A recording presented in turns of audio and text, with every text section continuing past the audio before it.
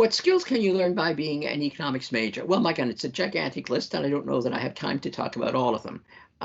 One of the most important sort of skills is a strategic one, an ability to do priorities. Like I can talk about narrow skills, so I can say, fine, you need to be able to do quantitative analysis. Yes, you need to be able to build models. Yes, you need to be able to manipulate abstract concepts. Yes, you need to do all of those things. You need to be mathematically adept, and at the same time deal with the uncertainties of intangible goods and things that cannot be measured. And you need to both measure things that can be measured and accommodate those things that can't be, and put it all together in a coherent system with feedback and that whole argument. So that's package of skills you need. But some of you seem to believe that that's the only thing you need. That is to say, those are technical skills. You absolutely do need them, and you cannot practice your craft without them. But you also need to understand fundamentally why you're applying this. So for instance, one of the most important real skills, capabilities, I prefer to think of it as capability, is to set priorities. One of the most valuable things you could do as an economist is to help your employer set priorities, both for your units and for the entire organization. How can any company or any organization possibly know what their priorities are unless they've done cost benefit analysis? How could you possibly understand what your priorities are if you have not analyzed the problem carefully? If you don't know what the effects of the problem are, if you don't know what the causes of the problem are, if you don't know the costs and benefits involved in all of those alternatives, sometimes hard to find that information. That's the point. That's why you should be well paid for the work you do. That's why you have to master the difficult issues involved in measuring some of this stuff. But that's what you're trying to do. Fundamentally, you should be able to help everyone make better decisions. Yourself first, by the way. Don't try to sell better decision making when you make poor ones. So you take economics and you apply it to yourself.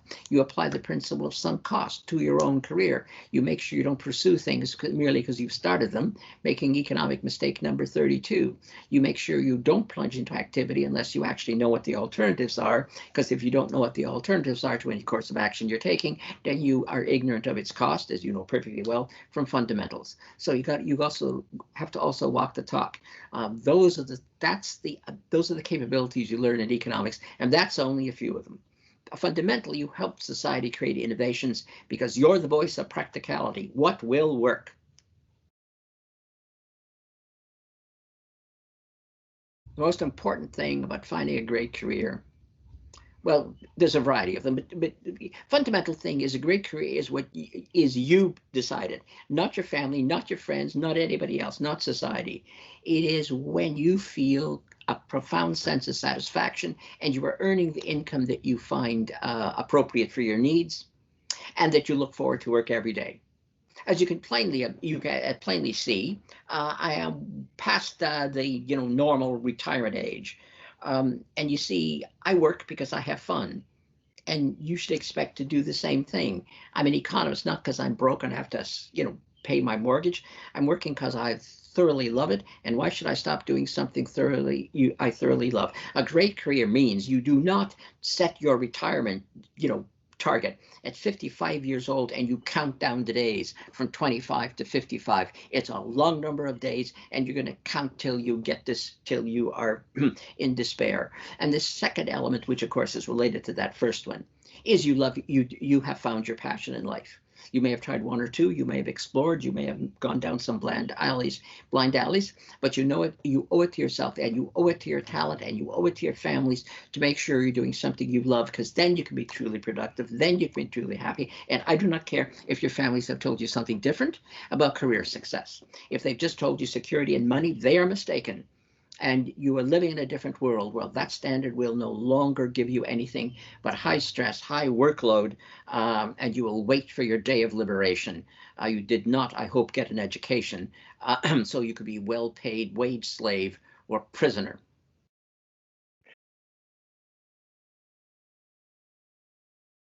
I've always been doing career counseling in my classes. I'm a specialist in economics of innovation, and also labor markets. Obviously, they're related. And because we do a fair bit of both of those topics, a lot of students ask me for career guidance. And I've had now literally thousands of conversations with young men and women pursuing the widest range of careers, trying to help them find their path in life and find their passion, and as a practical matter, pursue a highly successful career. I did a TED talk that has TED.com talk that has millions of views on YouTube and TED.com.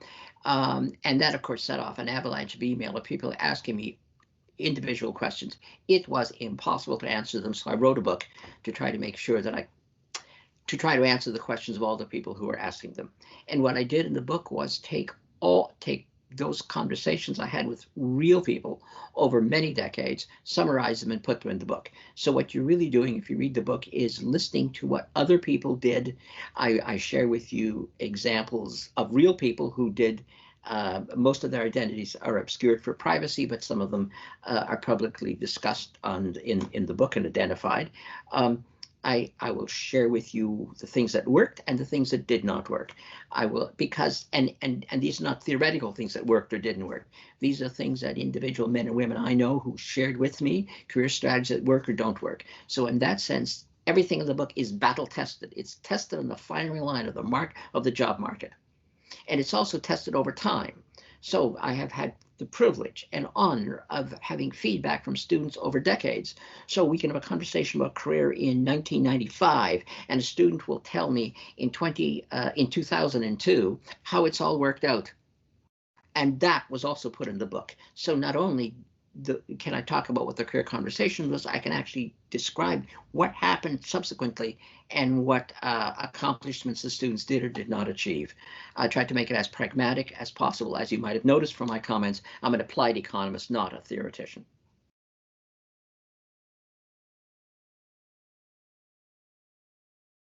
I've been asked to say one thing to an economics student, but you see, I'm a professor, and therefore I have really a lot of trouble saying only one thing. Remember, words are my currency. If I had to, however, restrict my guidance to a few words, I would say this. I almost beg you to do this. Be true to the potential of your talent. In my office is a framed cartoon from Charles Schulz, the Peanut strip. And the tagline says, "There is no heavier burden than great potential." You have extraordinary potential, and you owe it to yourself to be as thoughtful as you can to make sure you realize the full potential of the talent, not a little bit of the potential. Take the potential to its utter limits. That will require the one other thing I wish you, and that's the courage to do so.